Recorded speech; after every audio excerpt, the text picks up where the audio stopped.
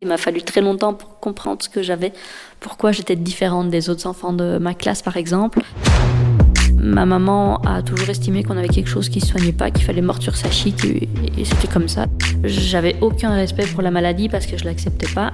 Là au début de ma vie de jeune adulte, mon corps était vraiment épuisé. Justine est atteinte d'une maladie héréditaire, un handicap presque invisible. À la maison, le sujet était tabou. C'est à l'âge adulte que Justine commence à s'intéresser à sa pathologie pour mieux respecter son corps et ses besoins. Son parcours scolaire et ses débuts dans le monde professionnel ont été difficiles. Elle nous raconte pourquoi. Inspiration, quand les épreuves de la vie poussent à l'action.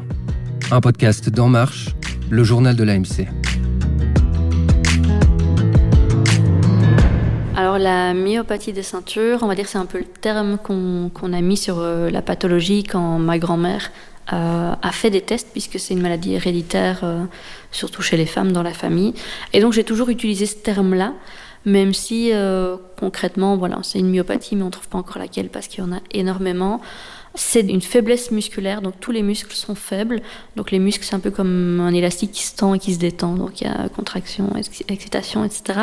Moi, c'est des élastiques distendus tout le temps. L'exemple le plus simple que je donne, si je m'accroupis, je n'ai pas la force de me relever. Je n'ai que la solution de me laisser tomber à terre. J'ai mal, on va dire, à 3-4 sur 10 dans presque l'ensemble du corps constamment. J'ai eu des périodes où j'ai eu besoin de canne. Je prends mon fauteuil quand je devrais marcher longtemps, ce qui n'est pas possible. Mais ma maladie, moi, celle-là n'est pas évolutive aussi rapidement. L'évolution est vraiment très, très lente. Comment ça se passe dans ma famille ? Eh bien, on n'en parle pas. On n'en a jamais parlé. Il m'a fallu très longtemps pour comprendre ce que j'avais, pourquoi j'étais différente des autres enfants de ma classe, par exemple. Ma maman a toujours estimé qu'on avait quelque chose qui ne se soignait pas, qu'il fallait mordre sur sa chic, et c'était comme ça. Quand j'étais petite, j'ai des échos de mes frères et sœurs qui me disaient que ils voulaient pas marcher avec moi parce que je marchais comme une handicapée ou je marchais mal.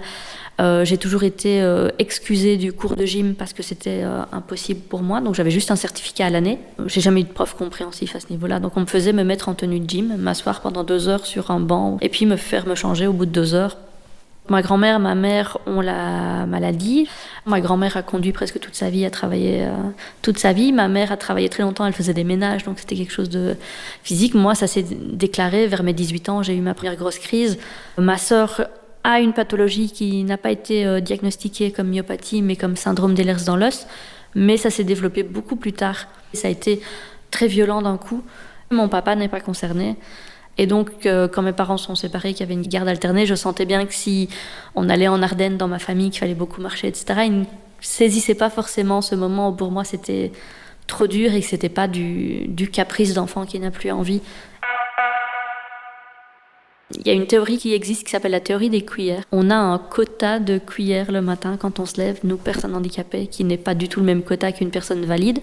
C'est-à-dire que nous, on va devoir calculer chaque action, quelle énergie elle va nous prendre, et on va peut-être devoir, à un moment de la journée, choisir entre se nourrir et prendre sa douche, ou s'habiller et faire ceci et faire cela. Ce qu'une personne valide a aussi un quota d'énergie, mais assez grand pour ne pas avoir à s'inquiéter de ce genre de soucis. Nous, on doit se poser la question parce que toute action coûte de l'énergie, de la douleur. Et ça peut être dur parfois de m'habiller ou de me déshabiller, je peux avoir besoin d'aide.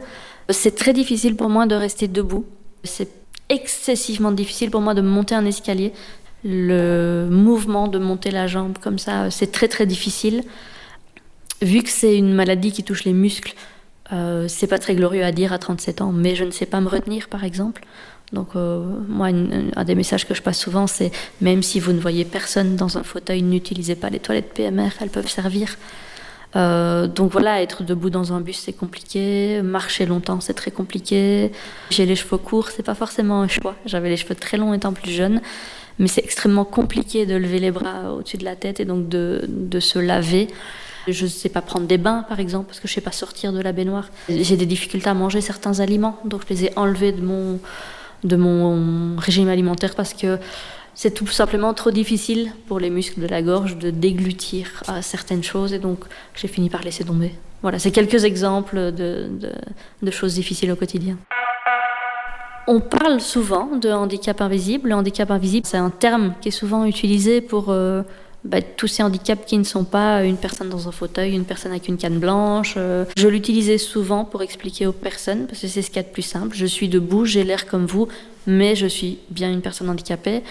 Je l'utilise de moins en moins parce que si une personne veut faire attention ou si une personne s'y connaît, elle verra tout de suite qu'en marchant, je titube, je boite, je grimace quand je dois me relever ou m'asseoir. La personne à qui je vis me dit parfois « t'en es à combien là ?» parce qu'elle a vu dans mes yeux que la douleur commençait à devenir ingérable. Donc il est invisible de prime abord et puis si on fait un petit peu attention, tous les handicaps deviennent à un moment visibles. Mon parcours professionnel et même mon parcours scolaire a été compliqué parce que comme on n'en a pas parlé, j'ai pas pris conscience avant ma première grosse crise qui arrivait à 18-19 ans de ma maladie, de ce que ça signifiait, etc. Et donc je n'ai pas respecté mon corps.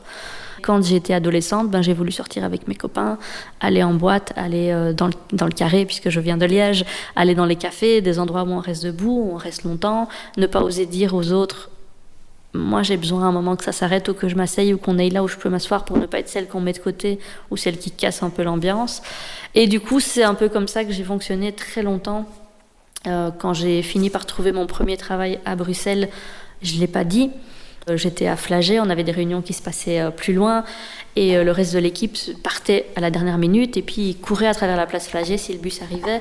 Et moi j'étais toujours en angoisse interne permanente parce que je savais que je ne savais pas courir et je leur avais pas expliqué pourquoi et j'osais pas leur demander de partir plus tôt et je me suis vraiment mis dans une situation intenable.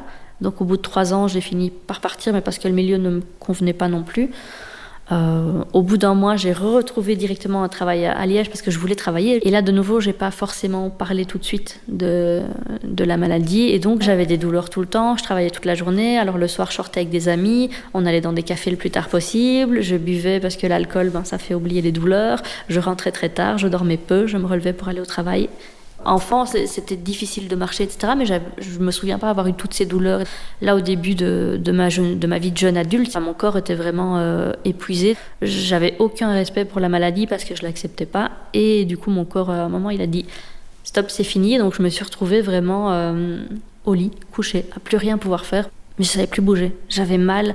On a dû partir aux urgences. Je me suis retrouvée aux urgences avec un petit jeune infirmier qui avait jamais entendu parler de myopathie, qui m'a mis une perfusion d'antidouleur, qui m'a dit « rentrez chez vous ». Et là, avec la personne à qui je vivais à l'époque, on s'est dit « bon, il faut quand même voir s'il n'y a pas autre chose ». Et voilà, j'ai été voir un premier médecin, on a fait un premier test, on m'a envoyé vers ma neurologue actuelle. J'ai fini par être suivie au centre de référence des maladies neuromusculaires et j'ai commencé à faire les choses de manière plus raisonnable pour moi. Et c'est aussi dû à la personne avec qui je partageais ma vie qui à un moment m'a dit tu dois en fait te respecter, c'est une obligation. Donc c'est ça qui m'a permis de sortir de cet état vraiment presque un burn-out physique et mental. Souvent perçus comme très visibles, 80% des handicaps sont pourtant invisibles.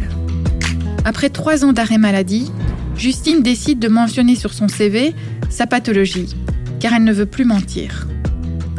Pour apaiser sa colère, elle s'investit également dans un collectif féministe et anti-validisme. À l'association des journalistes professionnels, j'ai mis sur mon CV le handicap, j'ai eu un entretien et ça n'a été abordé que par une question. Qu'est-ce que ça signifie ? Concrètement, dans l'emploi pour lequel on te voit aujourd'hui, tu vas devoir préparer une salle de réunion, c'est-à-dire mettre des tables qui sont sur roues et mettre les chaises autour. C'est la chose la plus physique que tu auras à faire ici. Est-ce que tu en es capable ? Ma réponse a été oui. Donc j'ai eu l'emploi, il n'y a eu aucun souci dans l'équipe. Les collègues se proposent si jamais il y a besoin d'un coup de main, mais ne s'imposent pas. Des choses que j'ai pu connaître par avant, où on me laissait même plus porter une caisse quand on apprenait que. Il y a vraiment une bonne entraide dans l'équipe, une bonne compréhension de ma situation. Il y a des aides financières qui sont versées aux employeurs pour l'engagement de personnes handicapées. Alors c'est bien pour l'employeur, moi je trouve qu'il faudrait qu'il n'y ait pas besoin d'incitant à nous engager comme tout un chacun peut être engagé.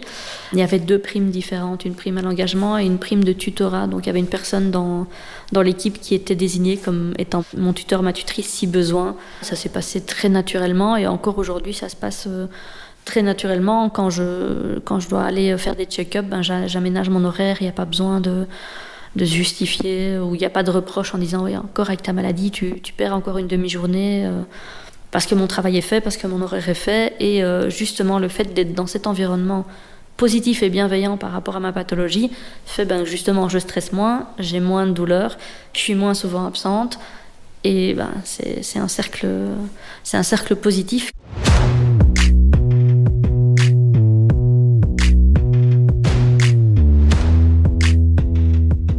J'ai mis très longtemps à accepter ma maladie. J'ai mis très longtemps à être militante, donc j'ai accepté un peu les choses. Oui, les gens nous traitent comme ça, c'est comme ça. Et puis au fur et à mesure, il y a de plus en plus de réflexion et une vraie colère de se dire, il y a une convention ONU des droits des personnes handicapées, donc les Nations Unies ont créé une convention en 2006. La Belgique l'a signée en 2007 et l'a ratifiée en 2009. Ratifier, ça veut dire s'engager à respecter son contenu. Dans cette convention, il est mis que chaque enfant peut suivre l'enseignement de son choix. C'est-à-dire qu'on ne peut pas exclure de l'enseignement général les enfants handicapés, alors qu'on sait qu'aujourd'hui, les parents d'enfants trisomiques et d'enfants autistes, à partir du moment où on arrive en primaire, ça devient la croix et la bannière pour avoir des classes, des profs ou des directeurs, directrices qui les acceptent. Il est mis qu'on doit pouvoir avoir une accessibilité et une vie autonome. On devrait tous pouvoir se déplacer comme on veut dans les villes, pouvoir prendre le train, pouvoir prendre les bus, pouvoir prendre des taxis adaptés, pouvoir vivre chez nous si on veut et ne pas être poussé en institution, pouvoir travailler et travailler où on veut. La Belgique ne met toujours quasi rien en place pour que ce soit le cas. On continue à ouvrir des institutions, pousser à l'institution, pousser aux établissements de travail adaptés. Je ne dis pas que ces endroits-là, c'est le mal absolu, mais tout le monde n'a pas forcément vocation à se retrouver là et on pousse un peu les gens dans ces systèmes. C'est facile de mettre les gens en institution, en ETA. Quand je suis en fauteuil, les gens ils me parlent plus, ils parlent à la personne avec moi. Et j'ai d'autres amis qui ont des diplômes et des incapacités à trouver du travail juste parce qu'elles sont en fauteuil. Il y a vraiment un manque d'engagement de la Belgique pour nous. On est vraiment, j'ai l'impression, des citoyens de seconde zone. Au fur et à mesure, j'avais vraiment une colère qui grandissait. J'avais envie de faire quelque chose. Je ne trouvais pas en Belgique un collectif transversal. Il y a des associations qui s'occupent de telle maladie ou tel sujet, l'accessibilité, etc. Mais quelque chose qui gère tout. Juste des revendications globales, je ne trouvais pas. On a essayé avec des amis d'en créer un et puis ça n'a pas pris. On n'y arrivait pas, on ne sait pas pourquoi. Parce que les gens sont trop frileux, n'ont pas envie de heurter ou blesser les politiques. Moi, j'avoue que c'est quelque chose qui ne m'inquiète plus du tout. Et donc, j'ai trouvé ce collectif un peu par hasard. Alors, le collectif Les Dévalideuses, c'est un collectif de femmes handicapées basé en France. Donc, je suis la seule membre belge pour le moment. Donc, c'est un collectif féministe et anti-validisme. Alors, j'ai peut-être rapidement expliquer le validisme parce que c'est un mot que les gens connaissent peut-être pas forcément. Le validisme, c'est le système d'oppression que subissent les personnes handicapées dans la vie de tous les jours. C'est un système d'oppression structurelle, donc c'est vraiment la société qui fait qu'on est exclu toute une série de choses et nous on essaye justement de faire de la pédagogie pour expliquer nos points de vue et ce que nous on estime qui devrait être mis en place pour les personnes handicapées. Ça apaise un peu ma colère de pouvoir faire quelque chose et de pouvoir dire je reste pas juste là à critiquer et à dire que les choses se passent pas bien. J'avais envie de faire des actions pédagogiques et c'est ce que je peux faire avec elles. Cet été, j'ai représenté le collectif à Esperanza. Donc, moi, je faisais plus de festival parce que l'accès à la culture, on n'en a pas parlé, mais on nous met juste un podium là, on met toutes les personnes handicapées sur ce podium et c'est pas ça, l'accessibilité et l'inclusion. Esperanza est venue vers nous, je connaissais pas le festival si ce n'est que de nom. Et j'ai été à des réunions de préparation parce qu'ils ont un village des possibles, donc le village des associations, des collectifs qui préparent la thématique tous ensemble. Et du coup, je me suis retrouvée donc pendant 3-4 jours à Esperanza sur un stand au milieu du pôle féminisme. Donc j'étais avec d'autres collectifs comme le collectif Oui Mars, le collectif La Barbe, la Caravane Jagora. Pendant ce festival, j'ai eu l'occasion de dialoguer avec pas mal de personnes. Je n'ai que des retours extrêmement positifs. Et le festival m'a même donné l'opportunité d'organiser un débat sur la scène du village où j'ai fait venir une amie à moi, Manon Thomas, qui est journaliste de formation, qui a créé Rolling News, qui vient d'être maman, donc qui a créé sur les réseaux sociaux Maman sur roue et qui est en fauteuil. Et donc toutes les deux, on a débattu avec une 60aine de personnes de ce qu'est le validisme, comment on peut améliorer l'accessibilité d'un festival, d'une manifestation, de n'importe quel événement. Et puis ça a débouché sur un peu un partage de nos expériences de vie. J'ai eu énormément de personnes qui sont passées au stand et j'ai pu leur présenter pas mal de choses. Au Dévalideuses, on a créé des bonnes résolutions. Donc on a 31 bonnes résolutions, une par jour pour le mois de janvier, qui sont juste je ne caresse pas les chiens guides. Les gens généralement ne se rendent pas compte que ce chien-là est d'abord là pour aider la personne avec qui il est, et donc il faut éviter de le distraire. Je renouvelle mon stock d'insultes, mongols, etc. C'est bon, c'est un peu dépassé. On a été contacté par une université pour leur section journalisme pour venir parler un peu avec les étudiants de ce qu'est le validisme et comment on peut éviter de le transmettre trop dans les médias, ce qu'il faut éviter de faire. Presque tout le monde peut être un peu validiste à un moment, sans le vouloir et sans le savoir. Moi, je pense juste que c'est un manque d'information, puisque quand on voit des reportages dans les médias sur les personnes handicapées, c'est toujours de la même façon. C'est toujours la pauvre personne qui souffre ou le héros qui surpasse son handicap. On n'est jamais juste des personnes comme les autres. Et donc, les gens ne savent pas qui on est. Il y a des interventions dans des écoles de médecine, d'infirmiers, etc. parce que la violence médicale envers les personnes handicapées, c'est un vrai sujet. On voudrait bien aussi faire des actions concernant... en France, c'est le Téléthon. Et ces mouvements caritatifs qui ne donnent pas forcément une bonne vision des personnes handicapées. C'est toujours dur à dire. Mais le Téléthon et Cap 48, ça pourrait être organisé autrement. Et est-ce que ça devrait exister si l'État mettait en place toutes les choses pour toutes les populations des pays, en l'occurrence, puisqu'on parle de la France et de la Belgique. On a aussi des personnes qui nous contactent individuellement pour nous dire, voilà, moi je suis dans telle situation, est-ce que vous pouvez m'aider? Donc on a créé un réseau où on essaye de relayer les uns vers les unes. On a des contacts avec d'autres associations pour être un peu plus fort dans ces thématiques-là. Je me souviens, un jour, j'étais à Bruxelles en fauteuil, il y a un petit garçon qui a dit « Oh maman, qu'est-ce qu'elle a, cette dame-là ?» Et la maman lui a répondu « On ne pose pas ces questions-là. » Donc elle lui a mis en tête qu'on ne parlait pas avec nous. Tout le monde a des préjugés sur pas mal de choses, c'est normal. Et je pense que c'est par le dialogue et pas par l'exclusion, mais même l'exclusion mutuelle, de se dire on ne discute pas avec les valides, c'est tous des méchants, c'est pas mon discours. Je pense que par le dialogue, en comprenant les réalités des gens, c'est comme ça qu'on arrive à un mieux vivre ensemble. Parce que moi je pense qu'au jour d'aujourd'hui, on n'a pas un vivre ensemble, on a un vivre les uns à côté des autres, mais on ne se connaît pas. Et moi j'aimerais qu'on arrive à plus de vivre ensemble, et pour ça je pense qu'il faut qu'on discute posément et qu'on ait l'empathie de comprendre les situations des uns et des autres en s'enlevant les préjugés qu'on peut avoir. Retrouvez l'article « Regard sur le handicap invisible » sur le site enmarche.be. Pour en savoir plus sur le collectif Les Dévalideuses, rendez-vous sur leur site lesdévalideuses.org. À bientôt pour une nouvelle inspiration.